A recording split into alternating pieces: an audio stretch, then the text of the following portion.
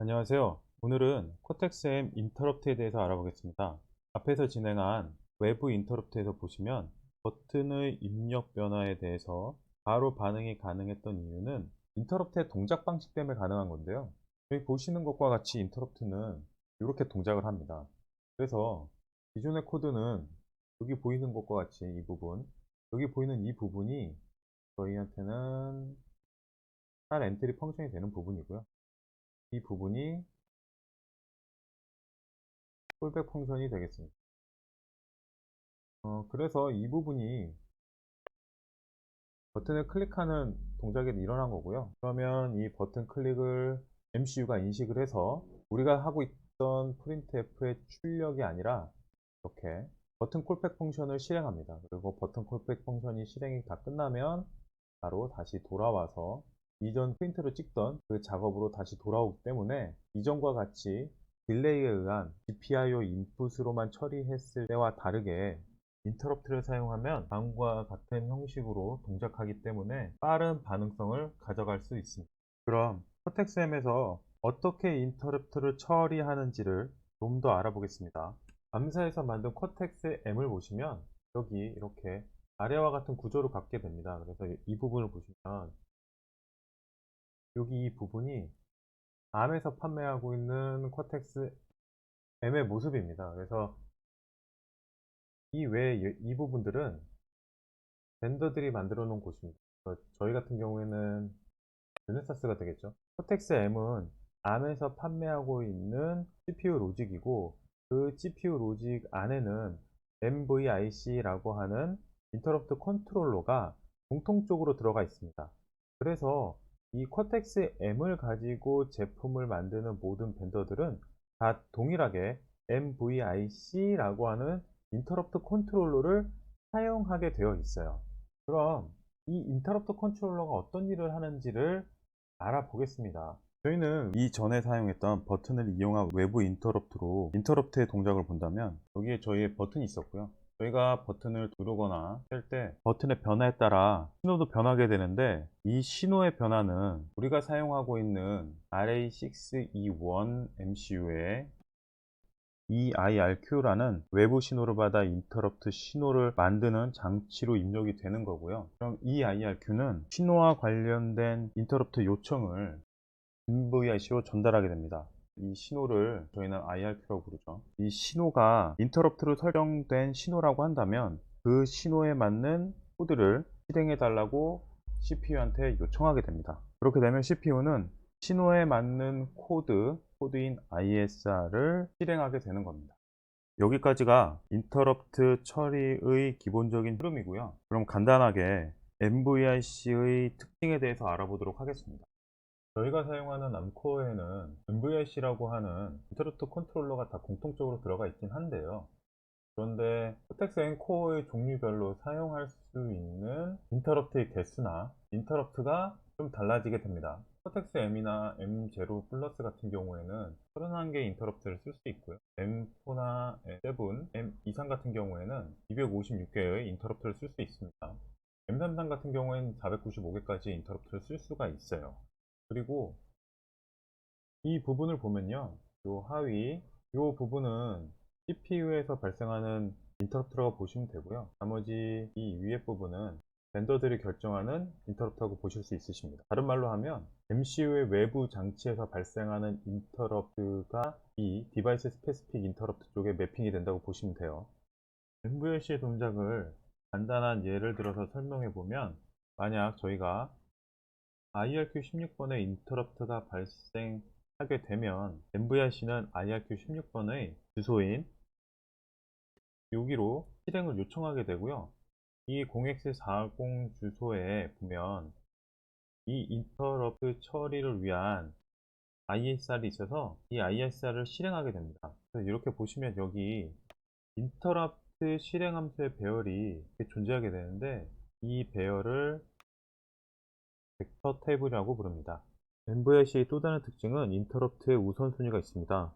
그래서 같은 처리 시간 내에 인터럽트가 발생되면 우선순위가 높은 인터럽트가 CPU를 선점해서 먼저 처리되게 됩니다. 인터럽트의 우선순위는 숫자가 낮을수록 우선순위가 높습니다. 우선순위의 단계는 MCU를 만드는 벤더가 정의하게 되는데, 저희가 사용하고 있는 RA6E1 같은 경우에는 컨피그레이션 창 가보시면 여기 인터럽트 프라이어티가 있는데, 여기 보신 것과 같이 16단계 우선순위를 가지고 있습니다. 인터럽트 우선순위의 동작을 간단하게 한번 보겠습니다. 예를 들어 두 개의 인터럽트가 있는데, IRQA의 우선순위를 0, IRQB의 우선순위를 1이라고 한다면 당연히 우선순위는 얘가 높겠죠. 그래서 IRQB가 인터럽트가 먼저 발생해서 IRQB의 인터럽트를 처리하고 있는 중간에 IRQA의 인터럽트가 발생한다고 하면, IRQA의 우선순위가 더 높기 때문에 IRQA가 CPU를 선점해서 동작을 하고, IRQA의 동작이 끝나면 IRQB의 나머지 동작을 실행하는 구조가 되는 겁니다. 이런 식으로 MVIC는 인터럽트 간의 우선순위를 두기 때문에 인터럽트를 설정하거나 구성할 때에도 우선순위에 관한 구조를 생각하면서 프로그램을 만드셔야 됩니다. 코텍스M의 MVIC와 인터럽트 처리에 대해서 알아봤으니, 저희가 사용하고 있는 RA6E1에서의 인터럽트 처리가 어떻게 이루어지는지 한번 보겠습니다. 여기 보이시는 것과 같이 코텍스 M4의 모습이 보이고요.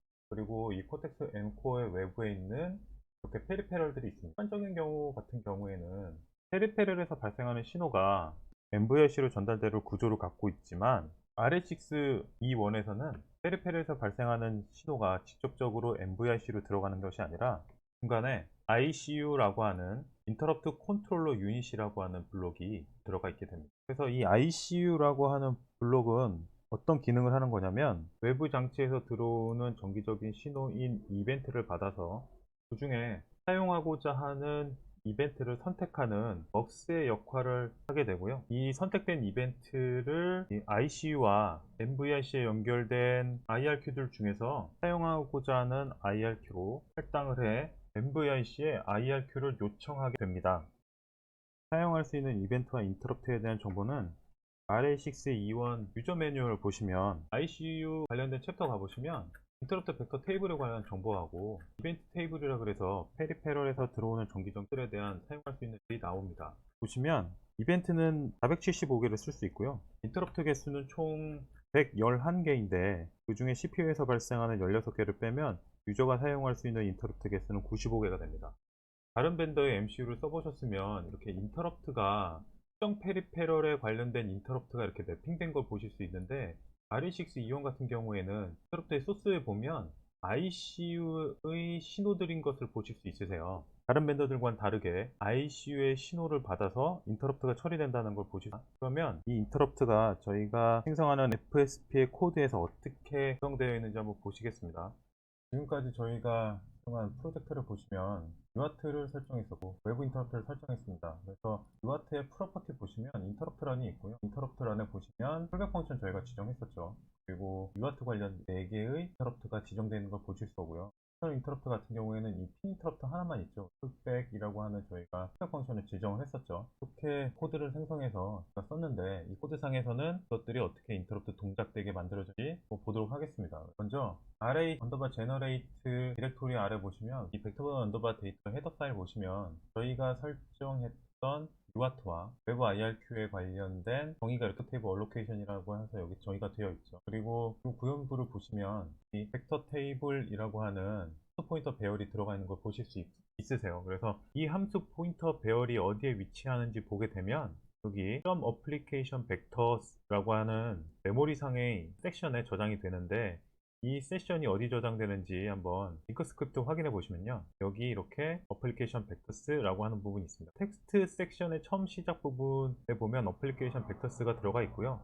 그 위에 보면 픽스드 벡터스라고 하는 부분이 있는데, 이 벡터스를 한번 보시면 여기 이 부분을 보실 수 있으신데, 펑션 포인터 배열에 이렇게 들어가 있는 걸 보실 수 있으시죠. 이 부분은 여기 이 부분하고 같은 이름을 갖고 있죠. 그래서 여기는 CPU에서 발생하는 인터럽트의 ISR을 미리 위치시킨 거고요. 여기가 메모리 주소가 낮은 영역이기 때문에 여기 디바이스 스페시픽 인터럽트보다는 메모리 상에서는 먼저 존재해야겠죠. 그래서 링커 스크립트 보시면 이 인터럽트 벡터가 먼저 존재하게 되고요. 그리고 두 번째 디바이스 스페시픽 인터럽트 벡터는 그 뒤에 오게 되죠. 그래서 이 디바이스 스페시픽 인터럽트 벡터의 구성을 보시면 D 벡터 언더바 테이블에 구성되어 있습니다. 그래서 5개의 인터럽트 벡터 펑션이 들어가 있는 거 보실 수 있는데, 이거는 저희가 설정하기를 5개만 설정했기 때문에 되어 있는 거예요. 지금 구성을 보신다 그러면 16번대가 UART RXI ISR이고 그 위에가 UART TXI ISR 이런 식으로 함수가 들어가 있는 걸 보실 수 있으십니다. 이거는 RA621이 ICU라고 하는 이벤트 먹서로서 인터럽트를 등록해서 구성하게끔 되어 있기 때문에 유연하게 인터럽트 핸들러를 구성할 수가 있습니다. 그래서 저희가 설정한 디바이스 순서대로 인터럽트의 ISR이 결정되어 있는 걸 보실 수 있으세요. 그리고 그 관련된 사항은 FSP 컨피그레이션의 인터럽트 탭을 보시면 어떠한 인터럽트 ISR이 몇 번 인터럽트에 물려 있는지를 확인이 가능하십니다.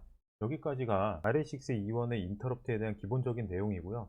MVIC나 RA621에서의 인터럽트에 관련된 더 자세한 내용은 르네사스에서 제공하고 있는 매뉴얼이나 암에서 제공하고 있는 매뉴얼을 가지고 좀 공부하셔야 될 것 같습니다. 오늘은 여기까지 할 거고요. 감사합니다.